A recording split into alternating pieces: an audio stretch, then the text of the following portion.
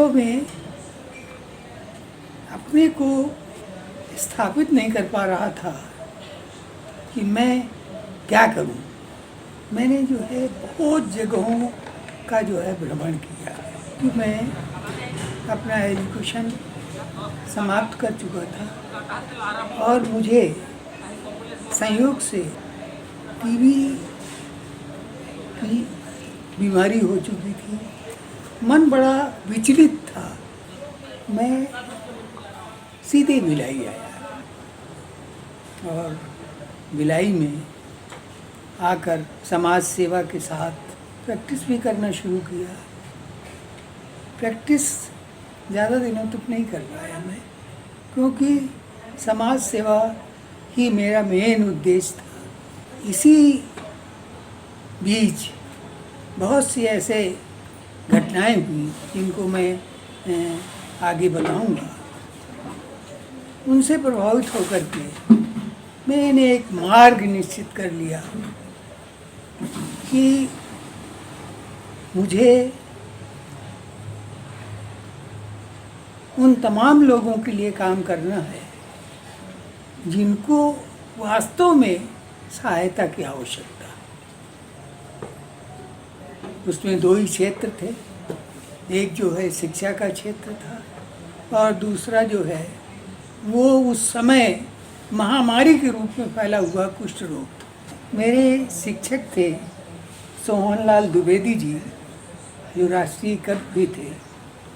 मुझे मैट्रिक में हिंदी पढ़ाते थे। उनकी 4 पंक्तियां मैं आपको इस संदर्भ में बताऊंगा। चल पड़े जिधर 2 डग मग में, चल पड़े कोट डग उसी ओर, पड़ गई जिधर एक दृष्टि, गड़ गए कोट डग उसी ओर। ये पंक्तियाँ मुझे बहुत प्रभावित करती रही। जिस क्षेत्र में महात्मा गांधी ने अपने पैर बढ़ाए वो इतिहास का एक हिस्सा बन गया। जहाँ अछूतों का कल्याण हुआ वहीं भारत टुकड़ों में बिखरने से बच गया। महात्मा गांधी जी की सेवाओं की कई स्वरूप थे। उनमें से एक कुष्ठ रोगी की सेवा भी उनके प्रमुख निस्वार्थ सेवा थी। श्री प्रचुरे शास्त्री, जिन्हें विशेष प्रकार का कुष्ठ था, उनके शरीर में विकृति के साथ जहाँ देखो वहीं घाव थे। उनको अपने निवास में गांधी जी लेकर आए थे तथा उनके घावों को साफ करना, पट्टी बांधना उन्होंने अपना नित्य का नियम बना लिया था। गांधी जी आज़ादी की पूर्व संध्या में कहा था, अगर आज़ादी के बाद एक भी कुष्ठ रोगी बगैर तीमारदारी के बचा रहेगा तो भारत की आज़ादी अधूरी होगी। इसी घटना से प्रभावित होकर महाराष्ट्र के वर्धा में, जहाँ इस रोग की सेवा के लिए व्यापक कार्य किया जा रहा था, उसे देखने में गया और मैंने ये निश्चित किया कि मुझे कुष्ठ रोगियों की सेवा तथा उनके पुनर्वास पर विचार करना चाहिए। उस समय कुष्ठ रोग की कोई दवा तो थी नहीं, एक ही दवा थी जिसे बांटा जाता था। रायपुर में मेरे एक साथी गांधीवादी समाजवादी केयूर भूषण जी, चांपा के कुष्ठ सेवा समिति के संचालक भाऊ बापट जी आदि थे। उन लोगों ने भी कुष्ठ रोगियों के पुनर्वास और उनकी सेवा में कार्य किया। रायपुर में कुष्ठ बस्ती की स्थापना श्री केयूर भूषण जी का बहुत बड़ा हाथ था। इसी तरह महाराष्ट्र से आकर चांपा में कुष्ठ आश्रम की स्थापना में भाऊ बापट जी का विशेष स्थान रहा। वह आजीवन उन्हीं के बीच रहकर सेवा की। सन 1965 में भिलाई में एक कुष्ठ मुक्त आश्रम की स्थापना किया। एक कुष्ठ रोगी से कुष्ठ रोग सेवा संस्थान से काम किया था श्री देवराम दलपत चौधरी इस आश्रम की स्थापना में विशेष साथ दिया। सन 65 से सन 95 तक कुष्ठ रोगियों की लगातार सहायता की, और जब ये मुझे लगा कि आज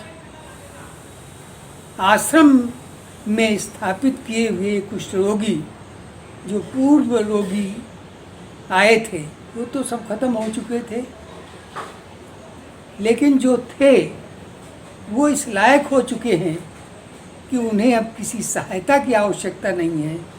तो मैंने कहा था, हमारे आश्रम में तत्कालीन राज्यपाल आए हुए थे और उनसे मैंने निवेदन किया था कि आप केंद्र से, राज्य सरकार से ये प्रयास करिए कि ऐसे आश्रमों को अब समाप्त कर दिया जाए। इन आश्रमों में जो ज़्यादातर ग्रामीण परिवेश से हैं उनको उन्हीं गांवों में स्थापित किया जाए और उन्हें कुछ दिनों के लिए आरक्षण दिया जाए।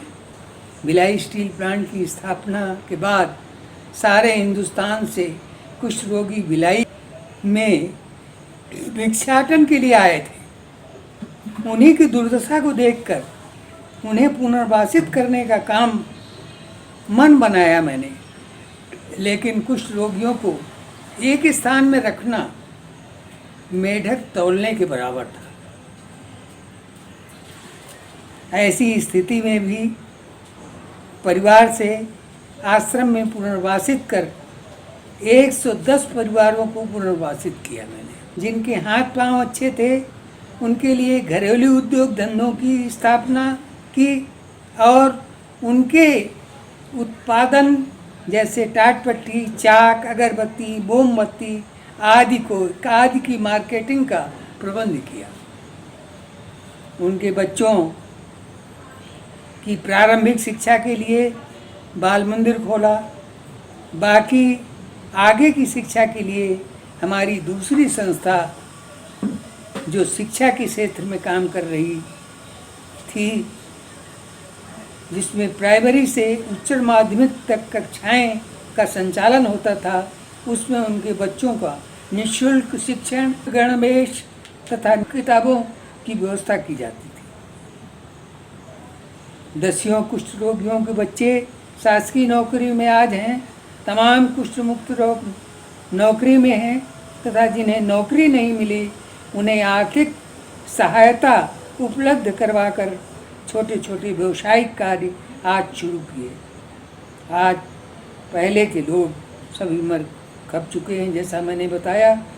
उन्हें उनके परिवारों के साथ सम्मिलित करवाया मैंने।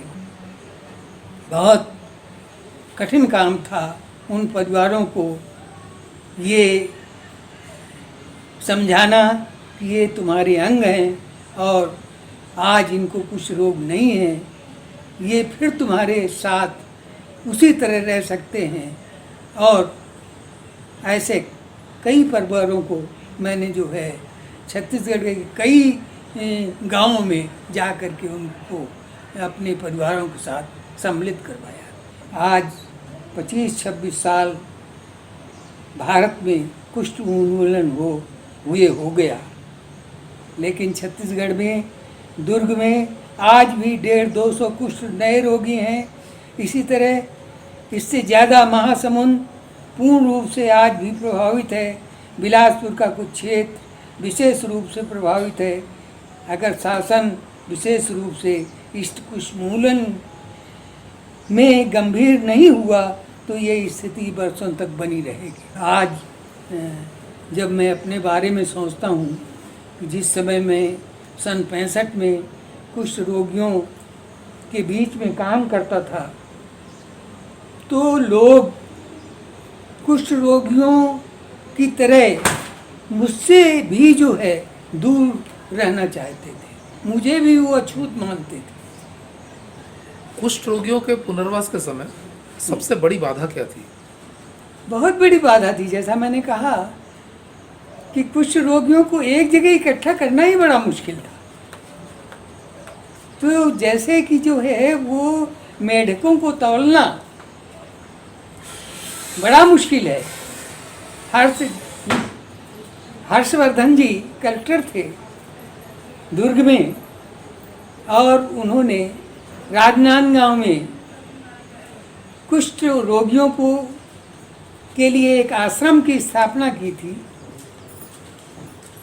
लेकिन वो ये कहते थे कि इनको इकट्ठा करना बहुत मुश्किल है। मेरे से जब भेंट होती थी तो वो ये कहते थे कि तुमने कैसे जो है इनको इकट्ठा किया, ये तो एक साथ रहने नहीं चाहते। आप कई बार ये कहते भी पाए गए हैं कि कुष्ठ शरीर में तो होता ही है, साथ साथ आपके मन को भी अपने काबू में कर लेता है। हाँ, तो मन का कुष्ठ क्या है?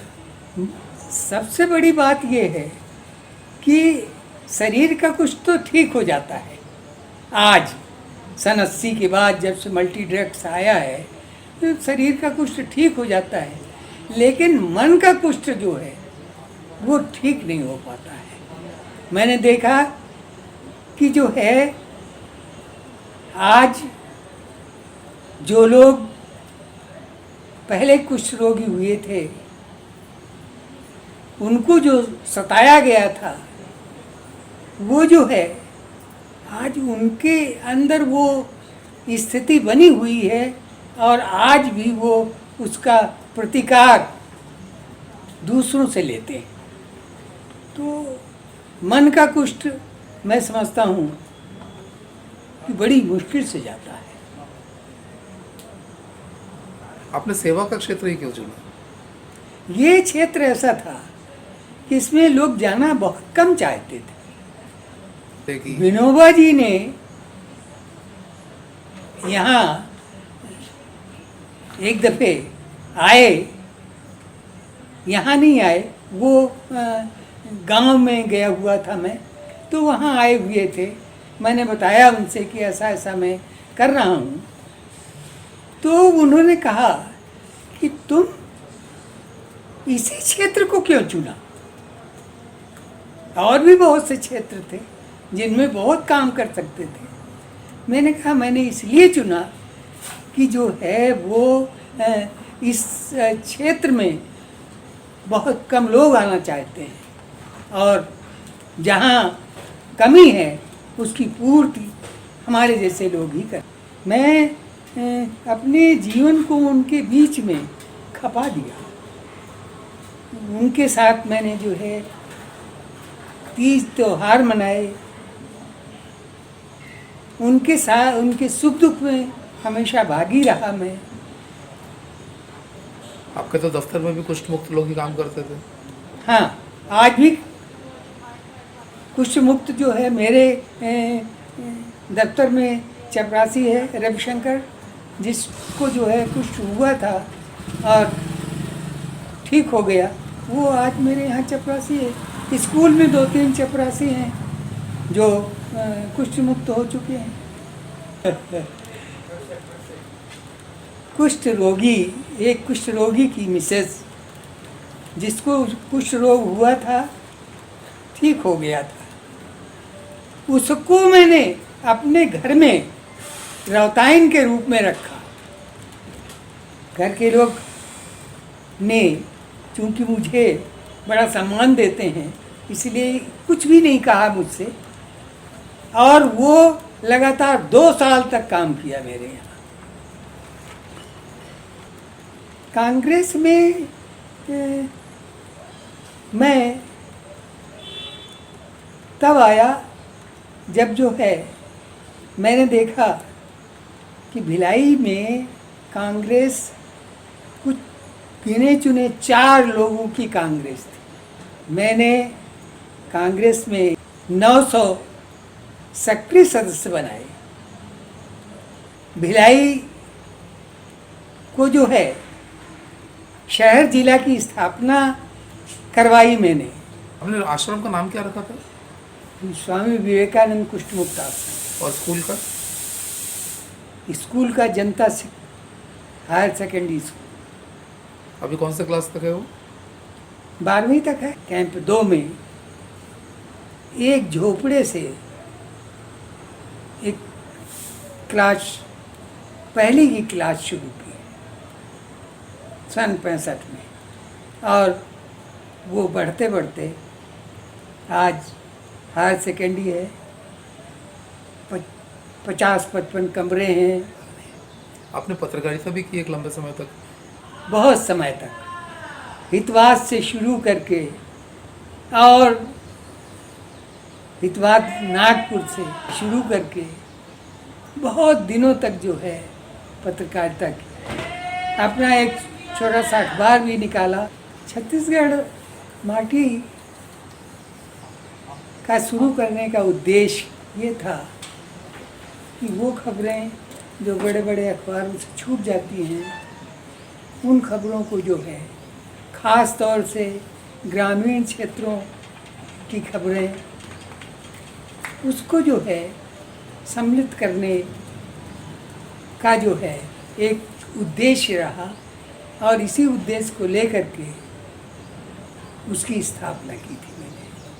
मुझे संतोष है कि जो है जैसे भी हुआ आज भी वो चल रहा है। तो यह हमारा सौभाग्य है कि आज आप हमारे साथ हैं। गांधी जयंती, शास्त्री जयंती कल है, पर आज वरिष्ठ नागरिक दिवस है, the day of elderly people. ये अंतर्राष्ट्रीय स्तर पर मनाया जाता है। तो इस समय आपका आशीर्वाद हमें मिला, ये हमारा बहुत बड़ा सौभाग्य है। धन्यवाद।